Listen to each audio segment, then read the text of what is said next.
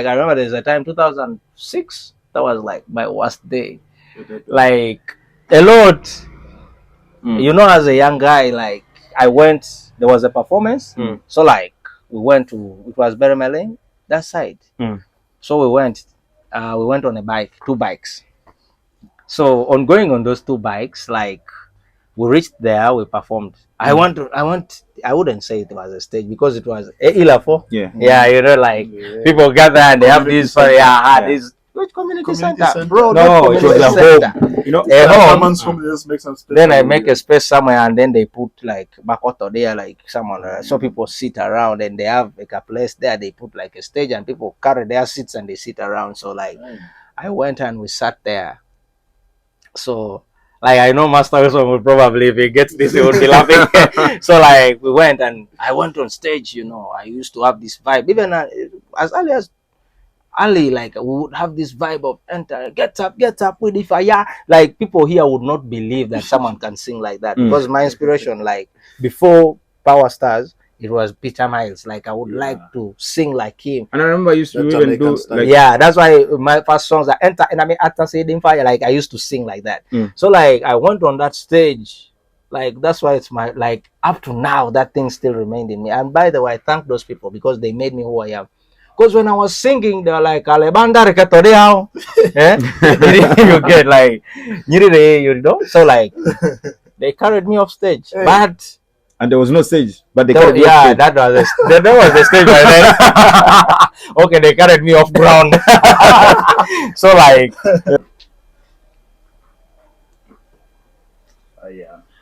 Hi guys, welcome back to Open Game Books.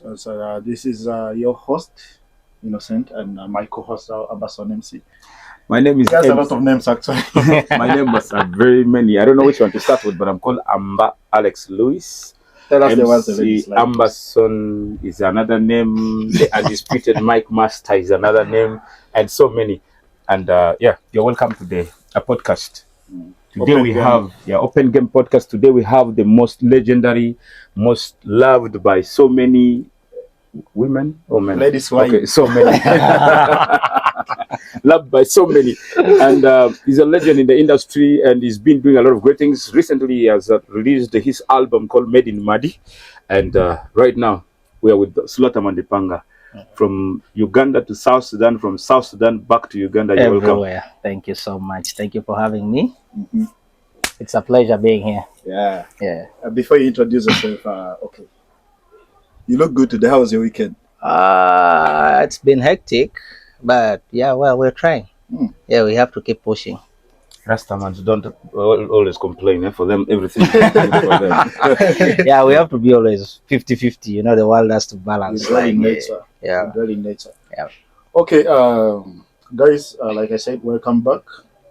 This week we are bringing to you our guy, the producer. I don't want to say you're the godfather of producer. I think you have your own terms to term yourself. I don't term myself well.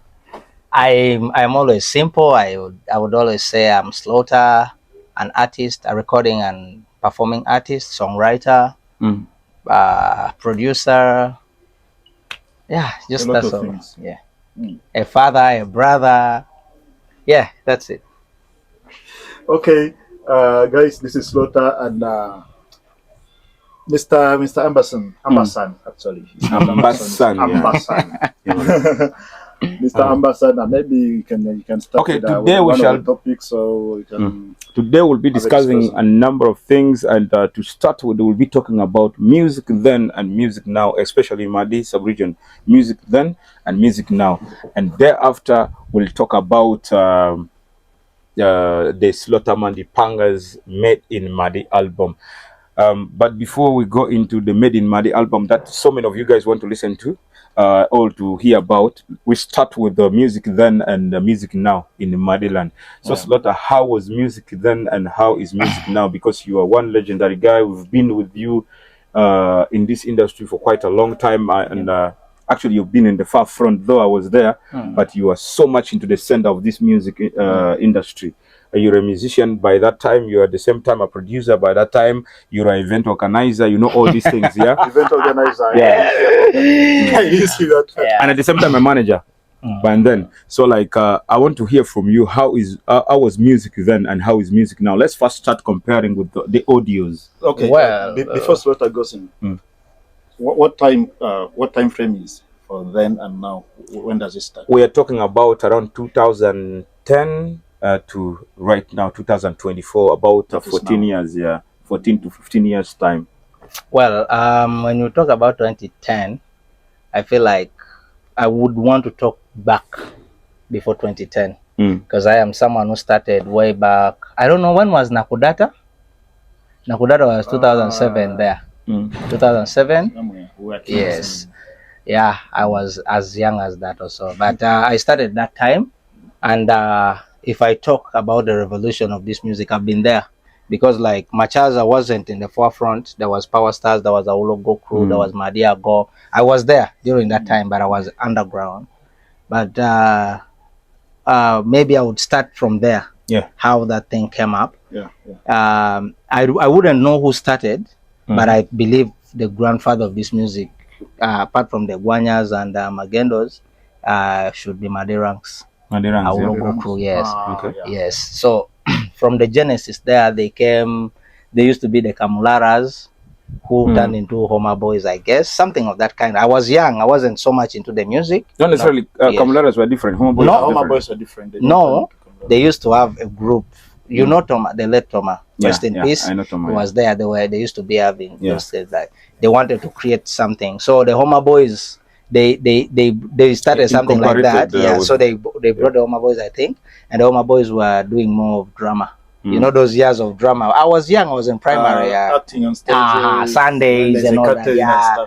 Yes, those things of drama, karaoke, they would dance, the Ekerikis would dance. So Madi music started like growing from there when Homa Boys went and recorded their songs. I remember they used to have this rhythm, they play beat and someone sings Alueri Naisuto Azia Tuderi Aromudito you get. So like my first time as me to know that Madi music is growing to me was that time when Mamvoti came out. When Mamvoti came out, that was around 2005, I think. 2005 there. Yeah, around there. Yeah. Came up with a video. That like the audio alone blew up, and I was from Kampala, and I would come stay here like for 2 weeks, 1 week, you know, that's that Christmas thing, and I go back. I was in primary. But when I heard that song, I was like, now Madi music is growing. Because that was, I think, the first song in Madi that really like blew all over. Well, even if you find a Muganda, I will be like, I know this song. Okay. Yeah. Because I used to be in school and people used to sing that song in a funny way. I think Mamvoti came at a time when Dorothea was also released around there. Chameleon's Dorothea. Yeah. I think Dorothea was earlier. I was earlier, but what I know, it was still a hit by that time. Yes, but that was the time. Like there was a song by Mr. Lengs, the South Nabiye. Nabiye. That time, that was the time there was Ikorula Meredima. Jim Kennedy. So that is how Madi music, to me, I feel like it started growing from there.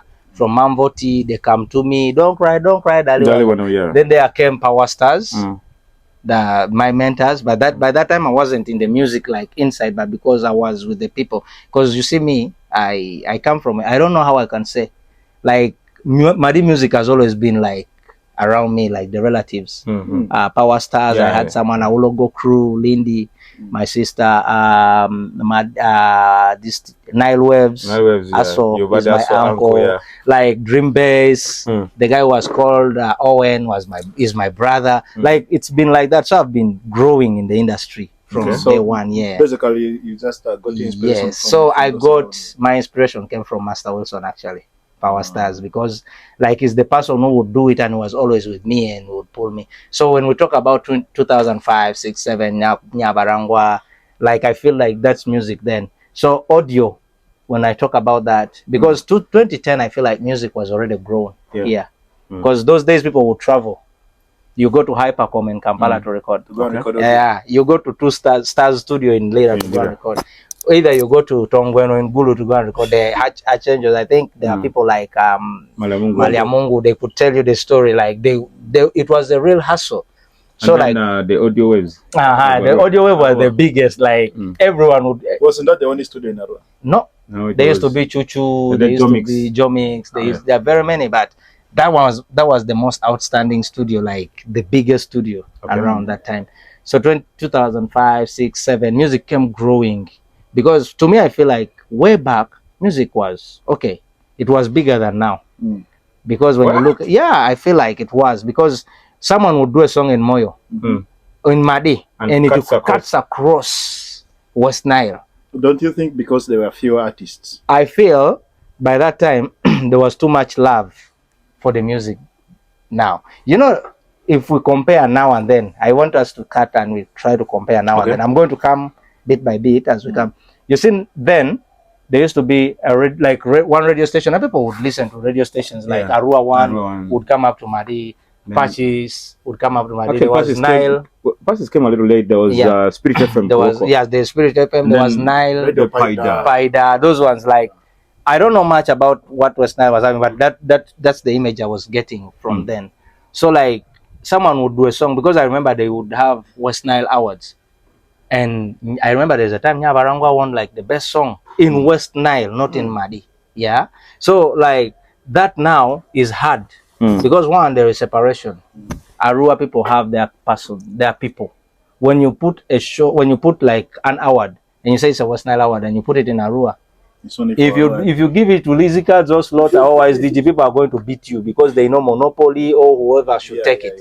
When you bring that hour to Madi and you give it to Monopoly, you are not going back with your legs. You get, someone will feel like, no, we want our person. So like there is that separation. But before, West Nile was one. So I feel like before music united people. Just a little bit before you go ahead, what do you think brought about that? I wanted to ask the separation. It's I feel like it's growth. Like the more the world grows, a lot of things happen.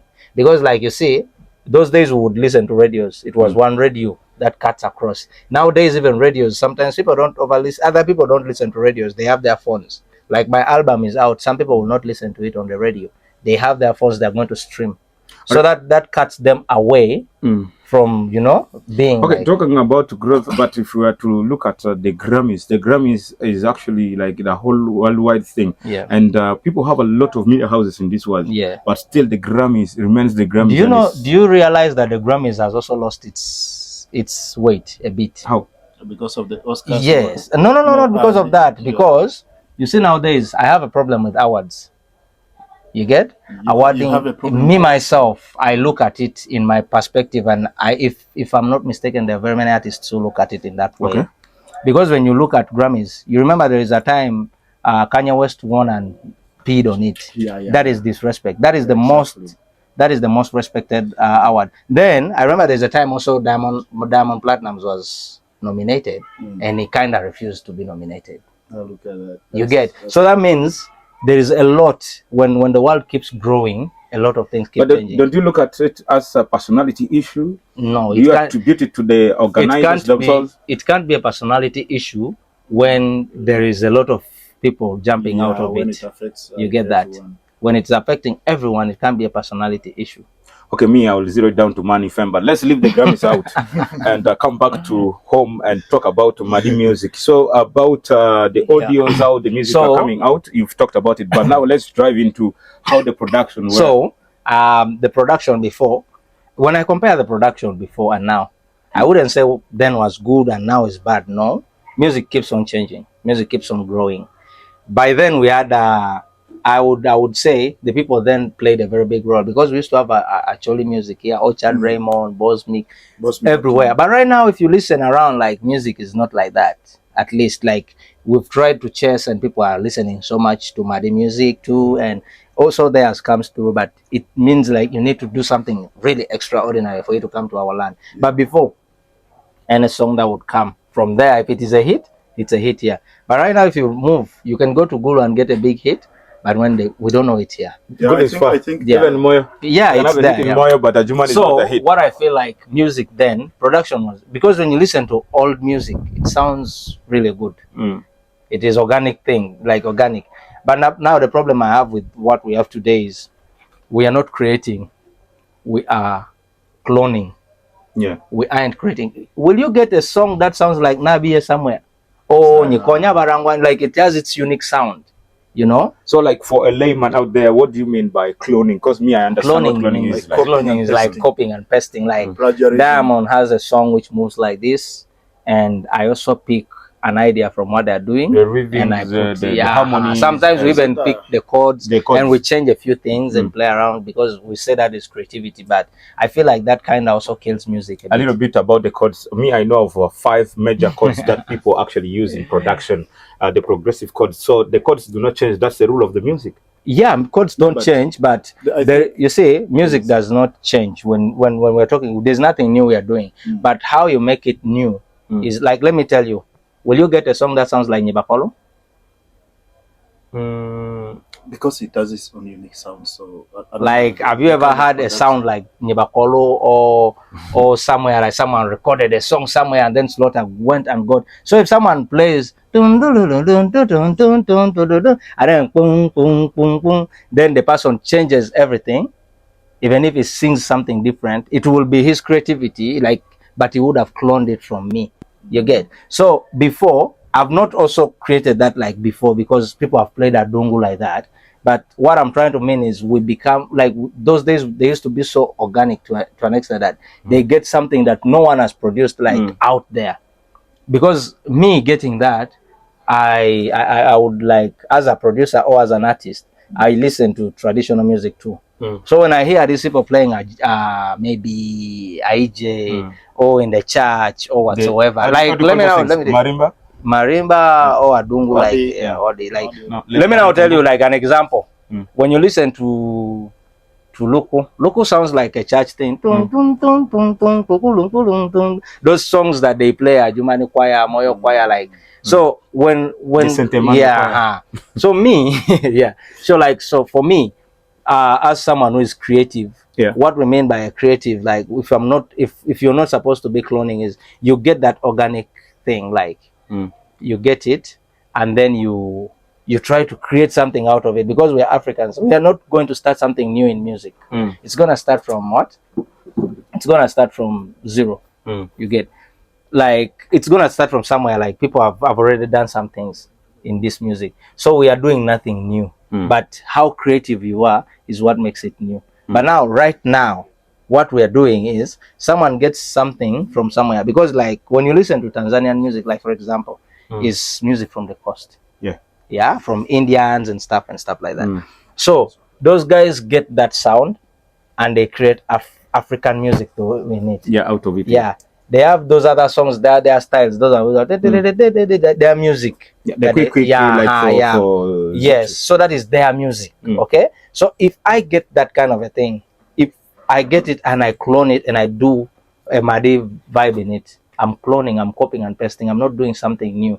And that kind of kills our music in a way that we make other people powerful more than us ourselves. You get? So are you trying to tell us, like, that's the reason as to why you went in to do the local thing, and you're trying to do other songs out of it? I wouldn't say it that way. I would say I'm someone who likes being unique. I'm like someone who likes doing things which are new. I like inventing or researching or trying out new things. You get? I'm someone, when they say that car cannot fly, I want to try and make it fly. If they say this cup cannot be in air, I want to see if it can be in air. So I didn't do it because I want something, but I just also want something new, good, but I also wanted to do something which is different. Because you are called a creative mind when you create something. You see, because artists are supposed to be gods. Now this brings us to where we'll be talking about the production part of the previous music. Actually, we've touched a little bit of it, but like, how is music production those days, and how was music production those days, and how is it right now? What do you feel so deep inside? You've talked about the cloning part of it currently, but I would love us to talk about specifically zeroing it down to maybe specific production work that we are doing. Maybe the cost that people used to spend, and the creativity on from the perspective of the musicians themselves, not necessarily the producers.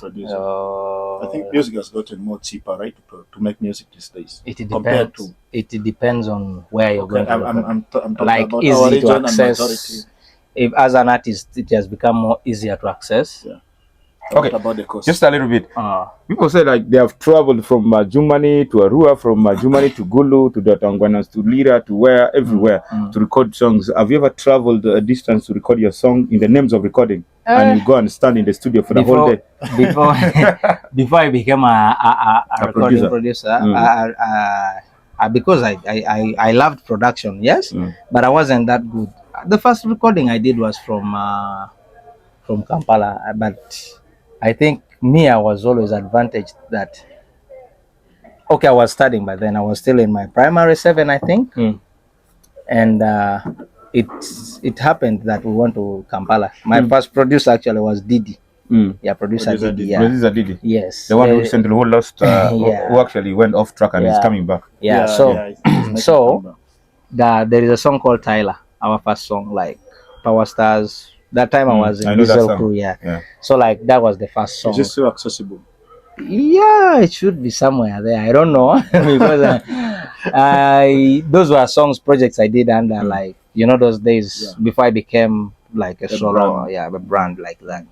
So I when you search, maybe you would get them. I wouldn't know. Yeah, so I've never, but I have them personally. Like I have them. You have all your songs? I wouldn't say all, but I have like a number of them. 60%. Oh. Yeah, the remaining 40 I don't know, because like my journey has been weird. Like it's been a long one. So I wouldn't say I have, because songs of T Unit I don't have even like 2% of them. Wow. Songs of Diesel Crew I have like 5%. So like it's been a long, it's been a long journey. Yeah. Okay, now let's leave that aside. Now let's talk about the development of Slaughter, the origin of Slaughter, from where you were, from Producer Favor. I was trying to remember. Producer Favor from Slaughter Omanzi to where you are right now. Slaughterman Di Panga. How did you move, like from who to who? From Diesel Crew, I think. From Diesel Crew to T Unit. From Diesel Crew Power to Stars to Diesel Crew. Then from Diesel Crew, I became a rebel. From Power Stars to Diesel Crew. You only 2 guys in Diesel Crew, right? Nope. Actually, Maggie came later, 2012. Diesel Crew started way back in 2007. So who satisfied? When you see, there is it was a family in Tyler. In Tyler, that Tyler song, you would see the 2 guys. There was Jody, who is Jordan, my elder brother, and Majid, who was called Toxi. I remember Majid. Then there used to be another brother called Rocky San. I don't know where he is now. Yeah, Rocky San, I remember. Rocky San. It was not even our brother, but he became a brother, like, because the 2 were my brothers. Right. Like the other Rocky, brothers, Rocky San just became a brother. Yeah. So I don't know where Rocky San is. So we moved Power Stars to Diesel Crew. From Power Stars to Diesel Crew. That was 2007. Actually, Power Stars I spent a few months. Then Diesel Crew 2007. The same year. We moved 8, 9, 10, 11. 2011 was when again we did 2011, 12 there. We did Mama. Yeah. That is when Maggie came in 2011. So we did Mama. That was like, I think that's the only big song we did under Diesel Crew, like the biggest. Though we had Melinga, we had a lot of songs there. Anyway, just a little bit. So from Diesel Crew, when we had a misunderstanding, of course, groups when you're young. After the song is big, it became bigger than us. So we could not handle So from there, I think I didn't even appear in that video of Mama. Yeah, so I can remember the fracas between you and Maggie, who owns the song and stuff. Yeah, so I decided to leave the crew and the song. Yeah, that's why, like, up to now I don't perform it. I don't, maybe once in a while if I want. So like I left, I went back home to Power Stars. That is 2011, 2012. Well, that is where now, like, we started again. Because even as I was in Diesel Crew, the funny thing is, Diesel Crew was like a branch of Power Stars. We've always been under Power Stars, like under there. So like, so everything that goes on, I would still go back there. We do songs like Nana. There's our song Nana, those things, like we would do songs. So like, it was not as if I was out entirely. So I had to go back. Yeah, that's why you will hear songs before 2010, before 2009, like I was part of. So like when I went back now, this time it was for real. Like, but by that time, Power Stars we used to have issues. Eh? Yeah. Like today, Pato is out. You get Tomorrow, tomorrow Alfambo is out, and that is the time I think also Homa Boys, Geriki, boom, out. That is where our logo crew was a big crew. It wasn't it was a only big two crew. people. There were like about 5, 4, 6. Yeah, so people would break up.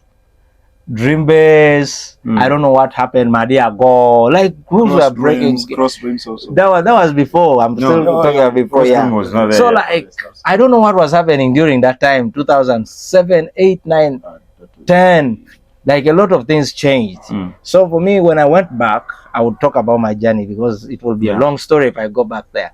Let's highlight the mega when I ones. went back, that was when now the Ujeko Boys came through. Yeah. But we did a lot of songs that also died. City Obani, there is a song Clubbing Time. We had a lot of music, but the ones which stood out were Ujeko Gwe, Kurukuru, Kadabara, Muri, a lot of songs. So I stayed with Power Stars 2011, 12, 13, I think 12 when it was ending there. Then again, I was ambitious, I think. I always, because you see, being with Power Stars, they had already made a name. When I was coming, like when you're moving, when you're going to places like Beramel, those days, bro, we used to like, there was no place for performance. Sometimes someone can pay you, and the money was weird. They would give you like 120,000. Like there is Pato, there is Lady Hash, there is me, there is Master. Sometimes there is Alfambo. That money was for the group of Yes, for the group. What are you talking about? So like and it was big by then. 120,000 was big. I remember the entrance usually like the maximum was 3,000. That was too much. Even 2K, even 1K, even 500 people would enter. So like someone would take us, like I remember there's a time 2006, that was like my worst day. Like a lot. You know, as a young guy, like I went, there was a performance. So like we went to, it was Beremeling, that side. So we went on a bike, 2 bikes. So on going on those 2 bikes, like we reached there, we performed. I wouldn't say it was a stage because it was Ilafo. Yeah, you know, like people gather and they have this this. Which community center? Bro, no, it was a home. You know, a home. Someone's home, they just make some space. Then I make a space somewhere, and then they put like bakoto there, like someone, so people sit around, and they have like a place there. They put like a stage, and people carry their seats and they sit around. So like, I went and we sat there. So like, I know Master also will probably, if he gets this, he would be laughing. So like, we went and I went on stage. You know, I used to have this vibe, even as early as like we would have this vibe of enter, get up with the fire. Like people here would not believe that someone can sing like that because my inspiration, like before Power Stars, it was Peter Miles. Like I would like to sing like him. And I remember I used to even do like, that's why my first songs are enter and I mean after saying fire, like I used to sing like that. So like I went on that stage. Like that's why it's my, like up to now that thing still remained in me. And by the way, I thank those people because they made me who I am. Because when I was singing, they're like, Alebanda Rekatoreao. You get like, you know? So like, they carried me off stage. But and there was no stage, but they carried me off stage. That was the stage by then. Okay, they carried me off ground. So like, they got me off, and I was feeling bad. That time I was with Majid. We went only 2 people. Like and Majid can't speak Madi by the. Yeah, Majid, he was still learning, but he can speak a bit now. So like, we went, that time we were 4 people. We went, me, Lady Hash, Master Wilson, and Majid. So for me, I was a double dealer. Like I would go and sing with Diesel Crew, then I come back and do with Power Stars because we have a couple of songs. That's why I've always been a Power Star up to now. I am a Power Star. So like, when I sang those songs and they chased me away, and you know, when you're coming in an industry, I know this thing, even like new artists relate. You feel like, like these guys are too local. When I come, I'm going to throw them away. I was like that kind of a guy. Like I would not believe, I would not accept in that vibe of, and I'm like, no, we are coming to wrap this away. We are entertaining art, my friend. We have shown Paul, you know, where my friend, people there did not. Nowadays, people are relate. When you do that, they be like, this guy is bad. But now, but then it was not there. So like these guys came in, it was fun, they performed. So I at least I got better when they called me back to do the few songs we did with them, like because they were the big guys, there was morale. So like that was my worst day in my career. So like I came back 2013, back to the story. 2012 coming to 2013, I think I was ambitious, like I said, I got out. And to make it, like Lil Virus was also mentored by them. So like Lil Virus actually once told me, man, bro, you know, I've been your fan, like I wanted to meet you that time before, like a Bwakosi, because they were still not in the industry, and I was there earlier, like I think they started 2011 there for them, 2010 2011. That was like 5 years or 4 like that, up before like I was in. So they would listen, they would be like, they would ask Master, even Master would tell me, there's this guy, is a good rapper, but he's like, he's your fan, he likes what you're doing, he wants to meet you. So I met Virus. The first time I met him was when they were shooting this video of Kia. He was a dancer actually. He danced, yeah. So he was a vixen. So like we met and I loved the vibe. Like me and him connected deeper because we loved the urban thing. But by then I was still learning production. I wasn't so much into like I was also scared. I would do my bedroom production. I steal my brother's laptop. I do production like that. So we met. I think that is what connected me and him. The fact that me and him started from the same mentorship, and we were like, why don't we create something? Because we were not so big. I wasn't big, he wasn't big. So, but we had started building brands. And the fact that I had gotten out of Diesel Crew, I came to Power Stars, I was like, no, we have big songs. Yeah, Dave Wakos was a big song. I had Uje Kogwe, I had like, so like, I was like, why don't we start something together? So we started T-Unit. Yes. Yeah. So that's when we started T-Unit. T-Unit, we were there 2013, 2013, I think, the whole year. But the challenges came. Virus was always at school. Yeah. He was still studying, and I would be the one carrying. So I think, I don't know, excuse me, I don't know what happened there, like, between us, but I think it was fans that came. Because I remember when he came back and he started doing solo careers, solo songs, like projects, like there is the Anyabere Ruka Denisi with a cast unit, but they would put T-Unit and cast unit at first. So when the problem came in was when they shot a video. I think by that time now you were there. Yeah, I think that was the time when I was trying to manage you guys. Yeah, you were there. I remember I would go to do Felepo shows and just. I remember there was that Christmas when this guy here. I was riding the motorcycle. I was actually the manager at the same time, the Boda guy. Yeah. So we went to do fella coming back. The previous night we were out. The other night we were out. You did not sleep, but we had a lot of shows. By the way, we would get a lot of bookings. Yeah. And the good thing by that time was, like, I was working on the radio. I was working already at TBS. I was working, and at the same time, the studio was actually at the compound of TBS. Free promotion, dear. When the songs are released, they just come to me as the manager. Do you know we would do songs like from home to home? Like it is just you pick a song. In fact, even like sometimes I don't know. Like people that time, there was a time when CDs were there, like 2012, but they were not flash discs were not like the thing. They were floppy disks. But for us, I don't know how we would like. I don't know. We would cut, you know, there was that disc, that CD that you cut as a document. You can rewrite something on it. Yeah. That is what we would do because like it was home to home. You write and you run. You put a song there. If it doesn't sound good on radio, you can even be like, first delete it. You first come and remaster. That's how we were doing it anyway. Yeah. But the journey has been so good. And it was a long journey. And then thereafter? Yeah, so Amber left and went to Juba. Now there, like so the manager I don't know. left and No, the manager was there. Actually, me and this guy, by the way, come a long way. We share the room. You see me and him like this. We were sharing the same chapati for 1 We sleep if we don't like one chapati like this. If we have that 500, we buy one chapati. If we don't have, we will cut it in the middle. I remember there was a time. By the way, this is a funny story. You're going to forgive me. I'm going to put it out there. There was a time we didn't have money. Me and him. Yeah. By the way, you see people just look at us and they feel like things come easy, but we are supposed to look like inspirations to people. Like there's a time we had 1,000 shillings. In our whole life, me and Amber in the same house, landlady, we had a landlady. She was understanding, but we had not paid 4 months. Yes. Then we had only 1,000. The landlady wants money in the evening. There are no deals for shows. We are just there.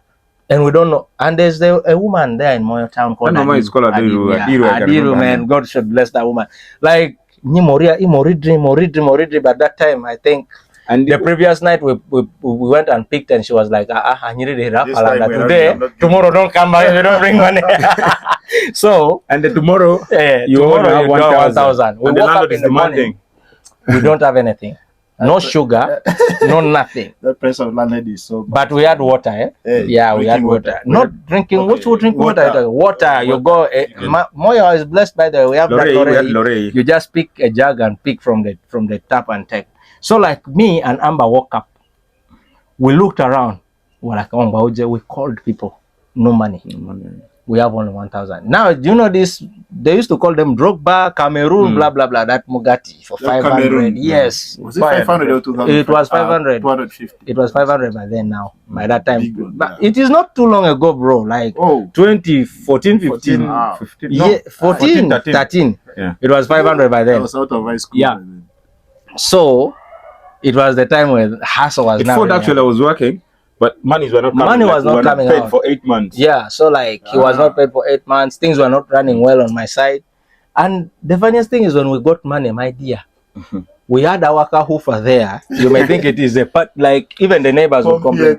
Yeah. Bro, you would enjoy it. We buy all the type of food, drinks, Mountain Dew. I take Mountain Dew. It's like sometimes like I buy Fanta. Yeah, big like this, and you're just there like drinking the whole day. So when money was not there that day, I looked at Amber. I said, Amber, today. It was around 11. Nothing. We went and bought Cameroon. You know, eating strategically. Like we broke the Cameroon into two. Satisfied. You just need to be alive. We broke the Cameroon into two. I kept mine. And then He had his. We broke. Like we broke. I said yes. We said one and then kept one for the evening. We took water. Jesus Christ. Yeah, we took water. Yeah. So like we took water. Like even eating it, you first that half you have to eat half of it because it is still 11. So like, you're inflicted before like, 2. You're going to be hungry. And Moya is funny by the for Moya, like 4. No, for Moya is not like a Jumani whereby you can even 3 or something like that. Yeah. Moya is not like a Jumani. I think up to now, even if you go to the streets of Moya, you'd be like, hey, somebody help me with this. I think it doesn't work like a Jumani. For a Jumani, someone can even say, come on, guys, we come. Oh yeah, Sura. Asokoro yake, but Moyo, bro, is dry. Moyo, everyone is yes, everyone is looking for the, and people are not in town. Everyone is at home. So like me and Amber decided to do that. When Amber was eating, he was almost finishing this half because me I ate half and I kept half because I know there is something we don't have anything. And Adiru is not giving us anything, you know. He said you should not go back there. And so Paris only in the evening. So I told Amber, right? So like, yeah, it was bad like that. So like 2013, T-Unit. Then we broke off. That is when Virus started doing the Sopana. Before I did it, I wanted to give up on music, by the way, when we broke up. But like, I got emotional, and he's also the same person who pushed me because like we were still together, but when we broke up, like. He stayed with me at home. Yeah. So like me, I gave up. By that time, I think I was already doing production. So yeah, you were doing production. I remember. Yeah, I was already doing production. So Virus went and did Supana. He did Nyongeza. He was doing well. I was proud. But to me, like I wasn't used to being alone, standing on my own. Because remember, my career had started like group of the group. So being alone was hard. I was putting my leg. So like I'm like. Amber was like, bro, you know you're talented. You don't have to do this. Yeah, even we had a song with him, but that was before when I was still in T-Unit. With who? With Amber. It's called Brighter Day. Yeah. But it was still Unit. That's my last song. Yeah, no, not really. But yeah, so this that was still when Virus was at school. And I think the problem that came out was fans. Fans brought that thing. Because I remember I did a song under T-Unit called Maseto. Like, yeah. So like it was a big song, but I didn't do it as Slaughter. I did it as T-Unit. Then there is another song I also did, and they worked out Nyolo Envosa, Nijiyasi Okoyo, Nyolo Bakosa, Nijiyasi Okoyo. Yeah. So like they were big songs. So like when the guy came back, it was as if I was the first. I think this and is what I was doing so good, like so. You know, when you are two, like Reddy and Weasel, they will not love you the same. They will always love the other one more. So I think I was always looked at as the favorite, and people started being like, blah, blah. I think that was the problem. Yeah, to me, that's what I think. So like, I don't know what happened to my brother, or whether he just felt like he also needed to go solo. Yeah. So, but it wasn't for bad, because I'm proud he's doing well, and I'm doing well. But I mean, just a little bit about the struggles. We've mentioned a number of things here. For you who is watching right now, I mean, you should get to know that, you know, these sufferings makes us like to learn a lot of good things and to work hard. I mean, if it were not for those sufferings, Slaughter will not be here, by the way. Yeah, sure. Exactly. I will not be here. Even Nicholas will not be there. Right now, there's a lot. I have a lot of stories, but because we don't have enough time, we can talk the whole day. The stories are too far. Yeah, so I want to first break down how let's jump into like now. Yes, so that is where they now came from. Like when Virus left, and then Amber like kind of told me, bro, you know you're talented, you can do this. Actually, you can grow on your own. Then I'm like, really? So I looked, I was like, okay, I used to be a lover boy, I used to be a vocalist. I used to sing, like a lot. Now I was like, now if I'm going to go alone, this music is not going to take me anywhere. Like if I'm singing, I need to change. Actually, I even got problems with Lizzy Cats because of that. I changed who I was. He was a fan of the other Slaughter, like, oh, they must see her, like those things. Like, what was that when you changed from? That was when I was now me, but I was trying to evolve where I was supposed to stand. So like I started trying to do music alone. Or the Masia, I used to have a song called Baby and Romasinyene, and then something like that. Like I was doing a lot of music, but it wasn't hitting the way I wanted. So I thought, and I was like, I think there is a beast in me. Like I need to have authority and sit, you know. So I was like, I should do dancehall. So the me today, there was a certain song I did on that there's that rhythm which has Ponde Jackie. That song. I know that song. Yeah. So I did the samba. I like the way you come on it. Leji, that is the genesis of now this Slaughter. So when I did that, I took it. Oasis used not to play music, Madi music so much, but there was a DJ, a DJ, I think it was a Muganda like that. We used to play, I used to play that music, that song. So that is when I woke up, and people would dance, like people would dance, and Jamaican music was doing well by then. That is when I woke up and I'm like, oh, Slaughter, there you go. So I woke up one day with those of Lil Virus. I told them, you guys, I am going to do a genre that people have ignored, because that time dancehall was not so much, like 2012, 13. People were not doing so much dancehall. So I was like, you guys, I'm going to do a genre. People would do dancehall. Like I remember even YSDG had Chandiru, blah blah, but they were not so much ventured into it. They were doing more of Afro dancehall. So me, I was like, I'm going to do raga dancehall and dancehall, like hard dancehall, until people will know who I am. They were like, what are you talking about? Then I went in the club. I went in the studio. Then I first made a beat. It was a dancehall song, but of course I wasn't so much into the music. I wanted to leave music. I gave it to MB Jojo. Jojo MB. That song, baby, that's why when you listen to that song, it has a touch of Nyavu beat. Because I wanted to do Nyavu on that beat, and I was like, no, let me give it out. This is not what I want. So I wanted to incorporate. People think I started this thing of the traditional thing today, but it was long time. That's why when you listen to Nyavu, you'll not hear that sound somewhere. I wanted to do something dancehall, but with a traditional kind of a thing. So I did Nyavu, and that was the beginning of the Slaughter today, actually. So from there, Nyavu, Aiwa, Nyamvo, Koyo, Nyonyema, a lot of music up to today. Did that bring the initiation of Madiraga? I wouldn't know, because like I was just having fun by then.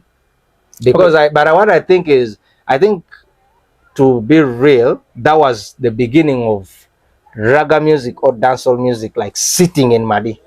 Yes, that is what I think. Because before there was no raga, like there was no dancehall that was hard, and I would not say that because of that. I think it was the perfect timing, because that was the time Jamaican music was working, and I also came in that time. All right, for the interest of time, let's get to wrap up about maybe the production bit of now the whole thing. How was production like from your side, and who are the producers you were working with, and how did you see the producers then in Madi, and how do you see them right now in Madi? I would say production started with producer Ambrose in Madi. Yeah. There was Ambrose. No. Liberty Studios. No. There was a producer who was learning called APJ. Yeah, I know APJ. Yes. There, he was having a studio, but it wasn't so good. Then there came Ambrose. Then after Ambrose, there came Lazo, Last Beats. Then after Last Beats, there was a producer called Rix. Not Rickson. There was another one called Rix. Yes, he did a lot of songs. The song, I don't know. My boyfriend. Those songs like remember, it was working at KV Records. No. It was working at Interlife. Sure. Yeah, Interlife was the first modern studio in Madi. So those Last Beats, Rix, they all came from Interlife. Then that is when I came in. So Producer after, Favor. No, I actually started as Slaughter. Did you come in as Favor? I came in as Slaughter. So, being mentored by Ambrose, Ambrose is a church guy. He's godly. He was like, Slaughter is bloody. I don't like this this name and stuff. So I think you use Slaughter for your music, but change your production name. So he baptized me with the name Favor. Yes. Okay. So Favor came in, but always, even when your parent tells you don't play football, but you are destined to do that football, you'll reach and you sneak back. So like Ambrose didn't want me to use Favor. But you were playing rugby. Parents told you not to play rugby, and you stopped playing rugby. No, I just got injured, my knees. Yeah, so I just left it. Okay. That's why I branched into music. I left sports because I couldn't handle, like I can't walk for long distances. I didn't know you played. So yeah, that's for another day. So after that Favor, after Slaughter there came Favor. After Favor there came back Slaughter. Panga After Slaughter there came Mackington, I think. After Mackington, now like a lot of people came in because before they know who was there. There was Kyria Beats. There was Kyria Beats.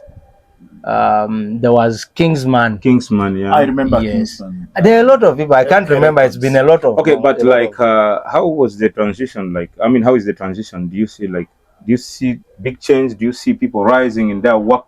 I feel we are able producers? to. I feel Madi Music is able to compete worldwide. Okay. When you look at the music, not even Uganda. Not even only Uganda. Like right now or in the future. Right now, a song a Madi artist could do. Like, you want to tell me Lizzy Cards has no song you can put out there and you compare with a Wizkid song and it's well mastered and well produced? Yes. So Madi Music, like, when you look at the production, people have learned, people have grown. That's why I say when the world grows, there are a lot of things that come in, but also there's a lot of things that grows. We haven't reached there, but like, you've been in Juba for quite a long time. You've won awards as a producer, and now you're back home for a short time. I know time will come, you may also go somewhere, but like, as you return back home, who do you find is doing a fine work? Not to segregate, but all just the producers your doing mind. well, but right now I feel like Deno is carrying the flag. Deno Pro. DY is also carrying the flag. Captain Cabs is doing a great job, he's carrying a flag. There was a producer called Emma. Emma the Beats. He was also doing a great job. There was Gino Ham who was doing well, but of course Gino Ham is a big league, so like he moves. He moves.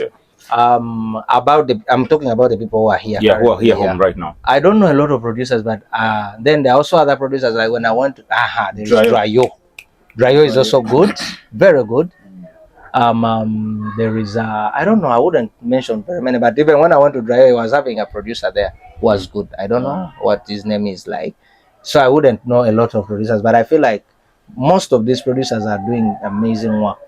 Okay, do you see having a lot of studios back home here is doing a fine job, or you feel like this should actually be reduced to specific names maybe, and so that we have a very nice quality work? Well, I'm open-minded. I'm someone who thinks when you see a company has one branch and it starts growing with very many branches, it means it's growth. But also that growth comes with a lot of disadvantages. Yes, because it depends how are the studios doing. There are studios that are going to do good music and good artists are going to move there. Then there are studios that are going to be joking around with music. Yeah, because there are some songs you would listen and you're like, but Madi music also. Because not like I said, this growth changes a lot of things. There is where people like stream now music online.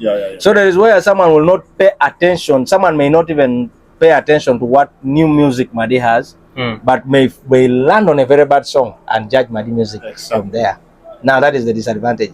But so I feel like studios being around here, very many studios, is a good thing because it makes work easier for artists. They can access studios easily, and it's easy for growth. Okay. Ladies and gentlemen, viewers, if you've just tuned in or you've just gotten in to watch this, we are with Slaughter, producer Slaughter. He's a producer, he's a songwriter, he's a performing artist, he's a lot of things. You said you're a father too? Yeah, I have a father and a brother. Let's jump into that side. How is our daughter? Well, she's okay, but that's the side like I remember I was for people who were there for my release party, I said I have two lives, though I will open up a bit because I also want people to partly know that, but not deep.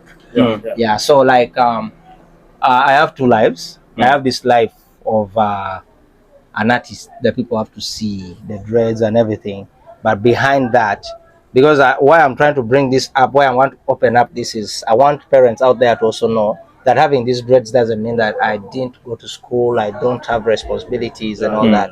So I have two lives. There is this life I put ahead because it's what makes me who I am. But then there's the other life of mine. Like I am a father, and I have someone who also calls me dad somewhere. So like my daughter is okay. Yeah. Okay. I'm a proud father of a 5-year-old. Okay. Yeah. 5 years is still good. Yeah. That sounds better. Anyways, now, how do you talk about the revolution of Madi music? Because there is a talk out there that the revolution is going on. All the people have to face off, and then you guys have to take the charge now and do something. But here you've released Made in Madi album. So let's first talk about the revolution that you people, you old guys, are supposed to go, because from what you have said, you've come from far, and it seems like also me. I've come from far, but we are here. I will not term us old though. Old depends. But our old is not in age. I was about to tell you, old depends, because you see, when you tell me old, quite a long time. When you tell me old, and you see I'm still looking young, you cannot say that I should go away. No, I still vibe to Afro beats. I still vibe to dancehall. I still do hip hop. I love drill. I love trap. I love amapiano. Like, if someone like Master Wilson, you say is old, let him get out. It's okay. But musically now, this is what I would say. I started as a kid, and I grew in this industry. So like, I'm old musically. I don't know even I could be reaching now almost 20 years now, almost. Because if you count 2005 and this is 2024, it's almost 20. Almost 20. Yes. So like, you see, like I was a young kid even before my teenage. I started singing. When you listen to my old songs, you'll realize that there was that small boy who was singing. So like, when you look at it, I would not say it's okay. I don't compete the young generation. I rather encourage them, because like I can't compete them. They can never be me. I can never be them. Even if someone does 4 years and has a big song and they say, "Oh, Radiosa, Slaughterman," I would be like, yes, because that's what I want to see. I want them, because I'm not going to stay here for forever. Yes, as young as I am, I feel tired. My brain could get tired, and I'd be like, no. There will be time when I will be singing and people are like, I think this guy needs a songwriter now, because I've sung everything. Okay? Yeah. Someone will bring something and I feel like, no, this thing cannot go now. You get? So like, I feel it's okay, but it shouldn't be in a way of chasing them away, because I feel like I want Lance Only to be here. I want Wise DJ to be here. You know why? Because they set the dynamics. They set the dynamics of what we're doing today. They set the dynamics of what we're doing today. Okay, but do you still agree with the fact that old music are loved more than the new ones? Because old music brings memories.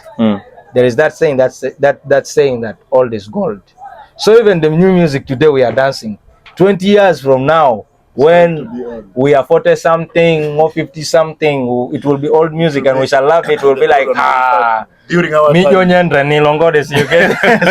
is our always time. sweet. Yeah. So Okay. I feel like old music, this thing of saying old people should go, shouldn't be that, but rather I would encourage the young guys to create a new trend in the Madi music, because we have made mistakes in Madi music. Yes, we have.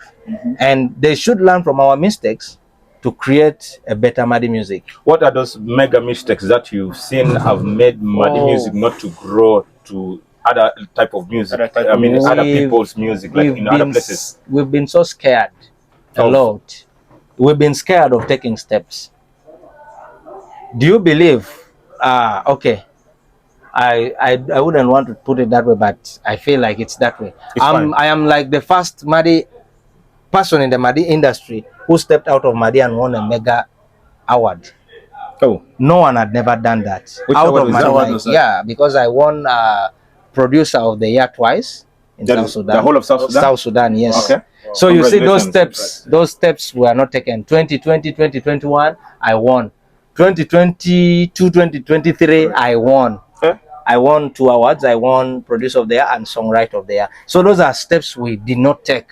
So these are things I want our people to know, because now there is internet. You can blow, you can do your music in Madi and blow to Kampala. Up to now, I don't know why we don't have a big song, because now you see Monopoly does music in West Nile here with Joshman, and it plays in Kampala, and they talk about him in Kampala on TV stations. Free Boy did a song Sabala from here, and he went up to Uganda. Like, these are things I want our young talents to embrace. As we are here, we are also trying to push. That's why we are trying to do bigger things to show them. Much as I didn't take the route of Uganda, I took the route of South Sudan, but I want them to also learn from that. Like, we need to take those steps. Those are the mistakes we had.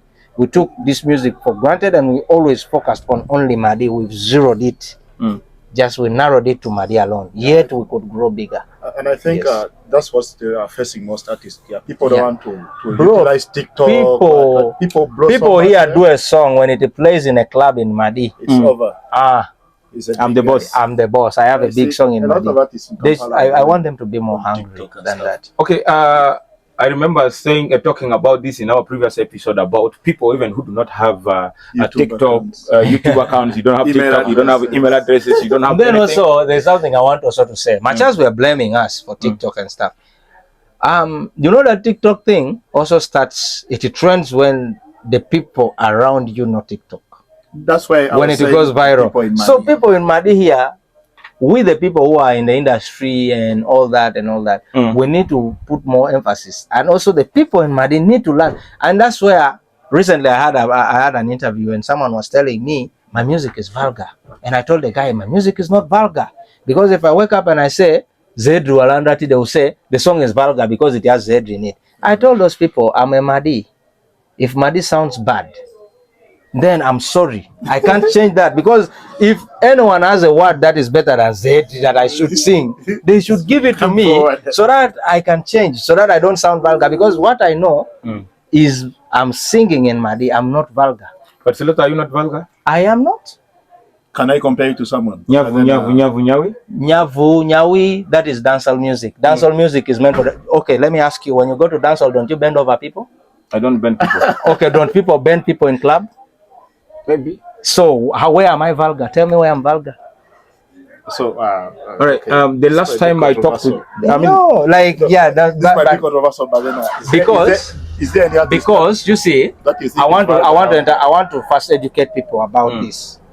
Dancehall music, it's called dance hall, and people dance in a hall. That's why I do my hall. Dance hall music is meant for the club, not for the radio. It is not.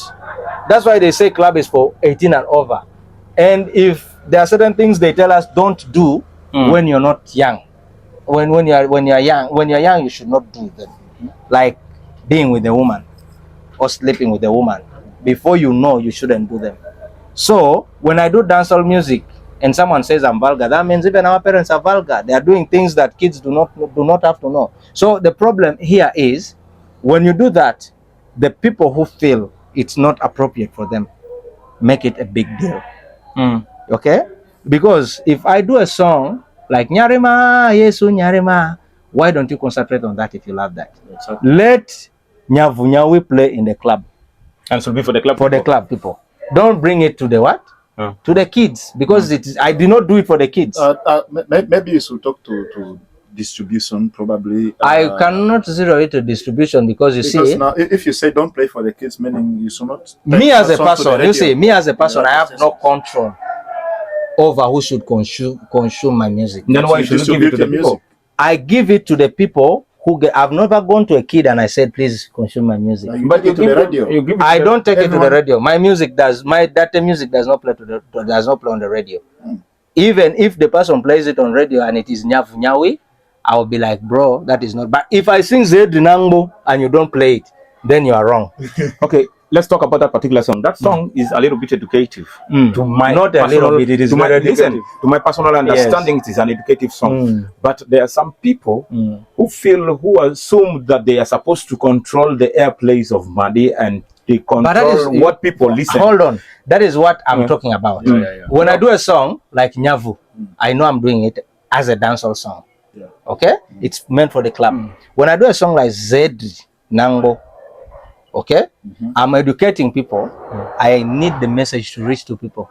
I don't feel like people should judge it because of the words they feel that they are not. Okay, what was the message you're passing in that particular song? In Zed Nango, it's clear. I was trying to talk about a person. There are people here, when they get money, they underlook everyone. They feel like they're on top of the world. They feel like everyone is useless. They feel like they have it all. They pick people's girlfriends. They spoil people's daughters. They can do anything they want. Even they raise their voices. Waiter. So I feel we are all humans. When you take 100 million to club and I take my 1,000, we are the same. We have gone to enjoy. We are all important. You may take 100 million today and you don't return. Exactly. And I may take my 1,000 there every day for 5 years. I will be more important than you who comes once in a while. So I felt like those people needed to be told something. So most times some of them remain rich, but unfortunately others, I know we have a lot of things to talk, but let's now zero it down. Do you think like people are overjudging your particular songs? There are particular songs like Zedi Nangbo and the rest of the songs. I will not say I think people judge because I cannot control what they are feeling. Okay. But me, I feel I send the message the way it's supposed to reach. Okay. Whoever doesn't want to pick it, it's upon them. But what I know, it's not judging. Whoever says is judging that song is not a Madi. Okay. Yeah, because I'm singing in Madi. All right. So you are still emphasizing that your song are not controllable by you once they go out. Yes, I cannot control them because I do music not for myself. I do them for people. When I do, like, let me tell you, right now, let's say for example, a politician will stand and he will do a lot of good things, but there will be people who will look at the bad side and they will say you are bad. Can he control those people? I think that is human behavior. Yes. So you are doing something because you want people to consume, but there will still be a group of people who feel like this is wrong.